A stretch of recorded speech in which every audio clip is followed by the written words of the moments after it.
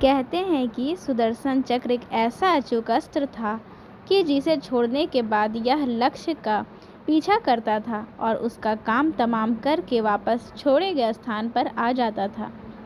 चक्र को विष्णु की तर्जनी अंगुली में घूमते हुए बताया जाता है। सबसे पहले यह चक्र उन्हीं के पास था। सिर्फ देवताओं के पास ही चक्र होते थे। चक्र सिर्फ उस मानव को ही प्राप्त होता था जिसे देवता लोग नियुक्त करते थे। पुराणों के अनुसार विभिन्न देवताओं के पास अपने अपने चक्र हुआ करते थे।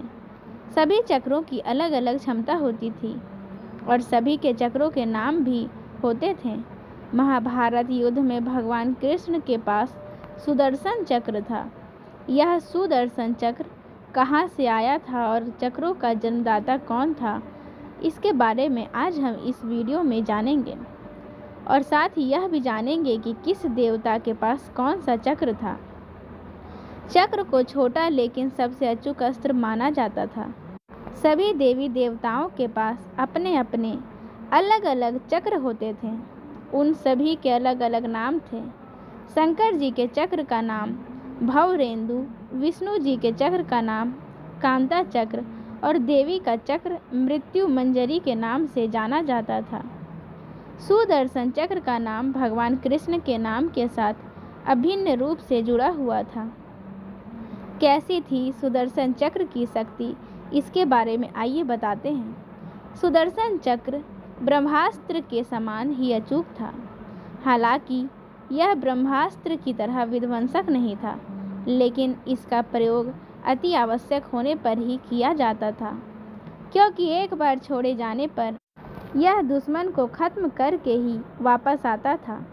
इस आयुध की खासियत थी कि इसे तेजी से हाथ से घुमाने पर यह हवा के प्रवाह से मिलकर प्रचंड वेग से अग्नि प्रज्वलित कर दुश्मन को भस्म कर देता था। यह अत्यंत सुंदर, तीव्रगामी, तुरंत संचालित होने वाला एक भयानक अस्त्र था। परमाणु बम के समान ही सुदर्शन चक्र के विज्ञान को भी अत्यंत गुप्त रखा गया है। गोपनीयता इसलिए रखी गई क्योंकि इस अमोघ अस्त्र की जानकारी देवताओं को छोड़कर दूसरों को न लग जाए, अन्यथा अयोग्य और गैर जिम्मेदार लोगों द्वारा इसका दुरुपयोग हो सकता था। कैसा था सुदर्शन चक्र का बनावट और रंग रूप? यह चांदी की सलाखाओं से निर्मित था।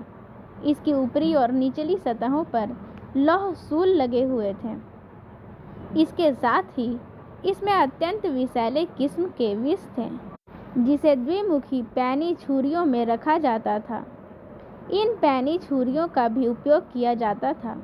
इसके नाम से ही विपक्षी सेना की ओर से मौत का भय देखने को मिल जाता था और विपक्षी सेना में मौत का भय छा जाता था।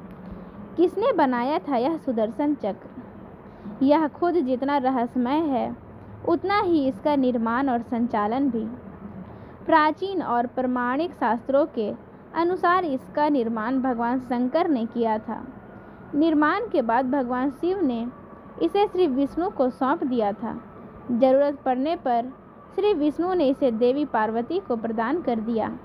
भगवान श्री कृष्ण के पास यह देवी की कृपा से आया। एक मान्यता यह है कि भगवान कृष्ण को यह सुदर्शन चक्र परशुराम से मिला था।